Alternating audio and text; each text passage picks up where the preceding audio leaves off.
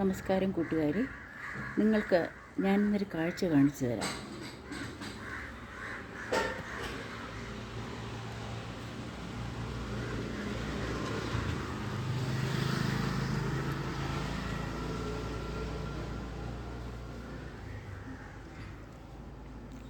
നിങ്ങൾ കണ്ടു എന്ന് വിചാരിക്കുന്നു. എൻ്റെ വീട്ടിന് മുൻപിലുള്ള ഒരു സെമിത്തേരിയാണിത്.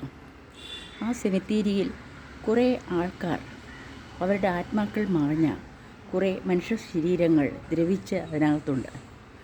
ആ ജനങ്ങളെല്ലാം നമ്മളെപ്പോലെ ജീവിച്ചവരാണ്. സ്വപ്നങ്ങളോടെയും അതുപോലെ തന്നെ സുന്ദരമായ പ്രതീക്ഷകളോടെയും വളരെ അടിച്ചു പൊളിച്ച് ജീവിച്ച ജനങ്ങളായിരിക്കാം.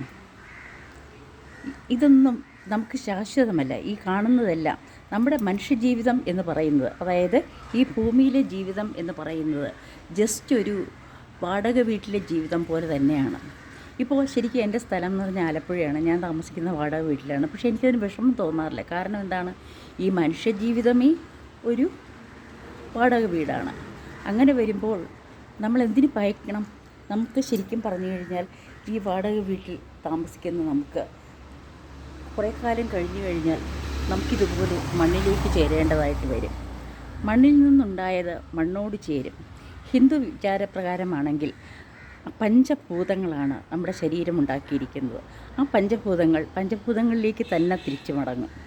പിന്നെ ഉള്ളതോ നമ്മുടെ ഉള്ളിലുള്ള എനർജി, അതായത് ആ പൊട്ടൻഷ്യൽ എനർജി, അത് അവിടെ റിസർവ്ഡായിട്ട് ഓരോ സെൽസിലും കാണുന്നു.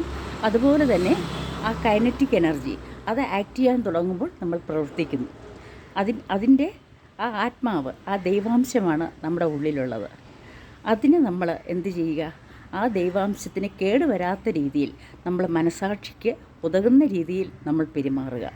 നമ്മൾ സഹായം ആവശ്യമുള്ളവർക്ക്, എല്ലാവർക്കും ചെയ്യാൻ പറ്റുമെന്നില്ല, എന്നാലും ഒരു 50 രൂപയോ 100 രൂപയോ എങ്കിലും ഒരു മാസം നിങ്ങൾക്ക് കിട്ടുന്ന ശമ്പളത്തിൽ നിന്നും എന്തെങ്കിലും ഒരു ചാരിറ്റി വർക്ക് ചെയ്യുക.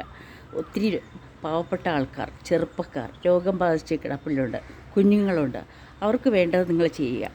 അതുപോലെ തന്നെ നിങ്ങൾക്ക് പറ്റുമെങ്കിൽ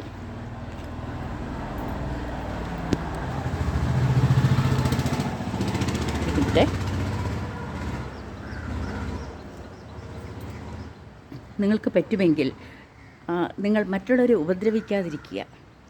ആഹാരം കൊടുക്കുക. അന്നദാനം മഹാദാനമാണ്. അത് നിങ്ങൾക്കറിയാവുന്ന കാര്യമാണല്ലേ. അതായത് നമ്മൾ ഒരാളിന് വിശന്ന് താർന്ന വയറിന് ഒരു പിടി ചോറ് കൊടുക്കുകയാണെങ്കിൽ അവർക്കുണ്ടാകുന്ന നന്ദി അത് നമ്മൾ നോക്കണ്ട. അവർക്കുണ്ടാകുന്ന ആശ്വാസം എന്തായിരിക്കും? അത് ചെയ്യുക.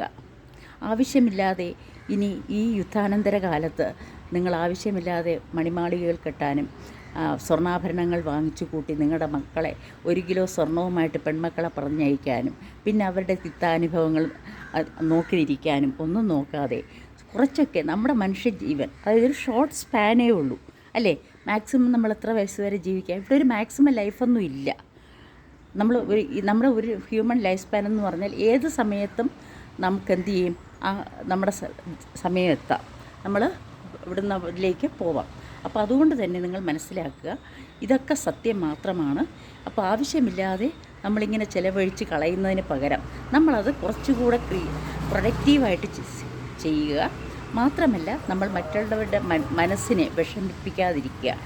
പിന്നെ ദൈവികമായിട്ടുള്ള ഇത് ആവശ്യം നമുക്കുണ്ട്. നമ്മളെപ്പോഴും ദൈവത്തിൻ്റെ മക്കളാണ് നമ്മൾ.